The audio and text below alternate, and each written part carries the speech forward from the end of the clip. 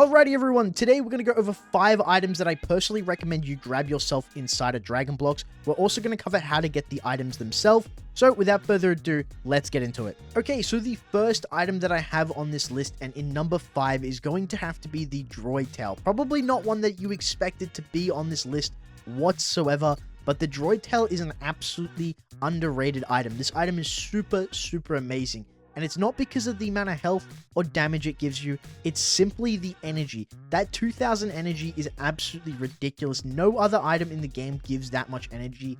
It's just absolutely amazing. Now you're probably telling me, hey, Billy, what's going on? Energy isn't very useful. And I 100% agree with you.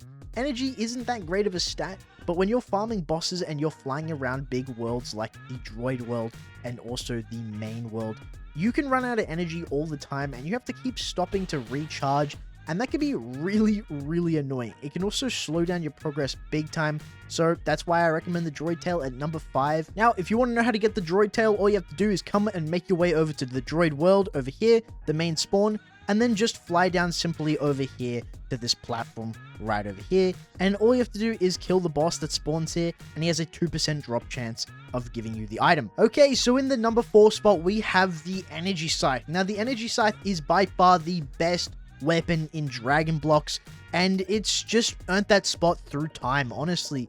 It used to be the second best weapon in Dragon Blox, but now it's definitely the best. If I come over to my weapons tab over here, you can see the Energy Scythe right here. Now, the reason I put it as number 1 over the Power Pole, the Power Pole used to be the best weapon in the game by far, by an absolute mile. But in the most recent updates, the Energy Scythe has gotten extra abilities. It now has 3 extra abilities instead of just the 1 that it had before. So you can't really compare it to the Power Pole anymore. 3 abilities is always going to be better than 1, no matter the type of abilities you get. They're absolutely broken. They're really cool looking. And, I mean, like, come on. You can't deny this is, like, not the best weapon in the game anymore. Look at this stuff. It's absolutely broken. Okay, so do I recommend you actually get your hands on an Energy Scythe? 100% you need to get one of these things. So, how do you actually get one? Well, there's a couple different ways. The first way is to just buy it with Robux. You can come over to this guy right here, the weapon store, Mr. Bong, and you can just buy the Energy Scythe along with all the other weapons in the game for Robux if you would like. But if you wanted to not pay for it and get it for free, there is a couple different ways to do that. The first way to do it is to come over to your spin tab right here and use your spin tickets that you get through the reward system and spin this wheel in hopes that you're able to get yourself an Energy Scythe. But unfortunately, the odds are very against you. You have a 0.28% chance of actually getting one from the wheel, so it's not very likely you're going to get one from there. So if you're wondering how to get an Energy Scythe without having to spend Robux or get really lucky with the wheel, well, I've got you covered as well. The best way to do that is to trade with other players. Now, there are a lot of Energy Scythes out in the market. A lot of people sell them. A lot of people have them. So it's very easy to find someone who has one and is willing to sell one as well.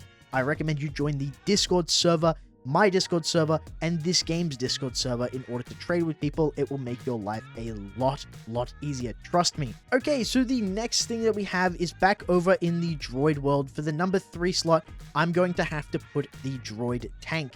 Now, the reason I'm putting the Droid Tank is for 2 reasons in particular.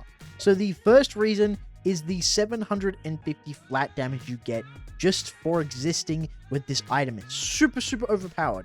Now, when you upgrade this to level 20, you get an extra 375, which is over 1,000 damage just for free, just for having the item fully upgraded, which is absolutely incredibly broken. Not gonna lie, that's super good. Now, the second reason I have this on my list over like maybe the 0 items or some other item as well is purely because it is a 1% drop chance instead of a 0.2% drop chance, making it a lot easier to go and get over some other items that they're in the game. So you should definitely get your hands on this one as well. Super good item, and it's relatively easy to get considering Jig Ray spawns like every 5 minutes. He's not that hard to kill. Now, if you want to find where this item is and how to get it as well, super easy, just follow me. This is the main spawn for the Droid world, so just follow my path.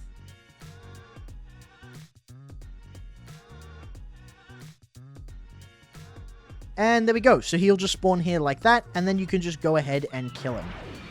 Now, again, he's pretty easy to kill. Like, I just absolutely blitzed him, and I didn't get an item because my luck is terrible. But anyway, next item, let's go. Okay, so the next item that I have for you guys is going to have to be Ultra Instinct and Ultra Ego. Now, Ultra Instinct and Ultra Ego are very similar, but not at the same time. Both these techniques will drop in a scroll, which is technically an item. That's why I've put it on this list. So, the way you get these is by killing the raid bosses that spawn in their own respective cages in the Droid world and the Crimson world. So if you want to unlock Ultra Instinct, all you have to do is kill Mr. Carrot behind me, and then you will be able to get a chance at getting the scroll. Now, if you go into my inventory over here, this is actually what the Ultra Instinct scroll looks like. It is very, very simple, but this item is not simple to get. It is incredibly rare. It drops at 0.2% drop chance, making it incredibly difficult to get your hands on. Now, this is what the Ultra Instinct form actually looks like. It's pretty cool, not gonna lie. I mean, it looks like Ultra Instinct. It's absolutely awesome. It's like a purplish kind of aura. It's like purple blue. It looks really cool. The Droid world does make it look a bit weird because everything in Droid world is purple, so it makes it look a little bit off. But this is really cool. It's very awesome. Now, if you're wondering what the stats are like on Ultra Instinct, these are the stats right here. You get a bunch of dodge rating, obviously, because, you know, that's the whole point of Ultra Instinct. You get a bunch of accuracy rating, 50,000 health, 5,000 energy, and 4,000 damage. Pretty broken, not gonna lie. Okay, so over in the Crimson world, this is where the Ultra Ego spawn is, where you can kill Vegeta and get your hands on the Ultra Ego scroll. Now, this is what Ultra Ego looks like. It is rather similar to Ultra Instinct, except it looks way, way cooler in my opinion. You've got all this like lightning coming off you. It's very, very cool. I like it a lot. Now, technically, your eyes are meant to kind of line up with those fire there, but my avatar is real goofy, so it doesn't really line up very well, but yours hopefully will. But anyway, if you want to see the stats for Ultra Ego, these are the stats right here. A lot less dodge rating, much higher accuracy rating, 40,000 health, so less health, the same energy, but way more damage. So pretty much if you want to get Ultra Instinct or you want to get Ultra Ego, the best way to go about it is get Ultra Instinct if you want to dodge more, you feel like you're dying a lot, and go and get Ultra Ego if you just want to do way, way more damage. That's pretty much the go-to guide for those. But again, this is a 0.2% drop chance, so it's very rare you're going to get your hands on both of them. You pretty much just get the one you're given. Okay, so number one on this list is technically 3 different items, and the reason I put it as just one item is just to make more room on this list. So let's go here and go into my inventory and let's cover it. It's going to be the mecha set. The mecha set is completely broken. In my opinion, it's the single best set in the entire game.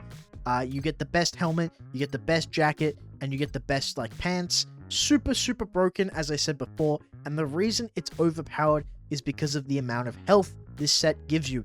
It's unbelievable. You don't ever need to upgrade your health if you have this full set, in my opinion, because you get a ridiculous amount of health from this set alone. Each individual piece gives you 10,500 health, 7,500 when fully upgraded extra health, so each piece is giving you 18,000 health just when it's fully upgraded. And you get 3 pieces. That's a lot of health.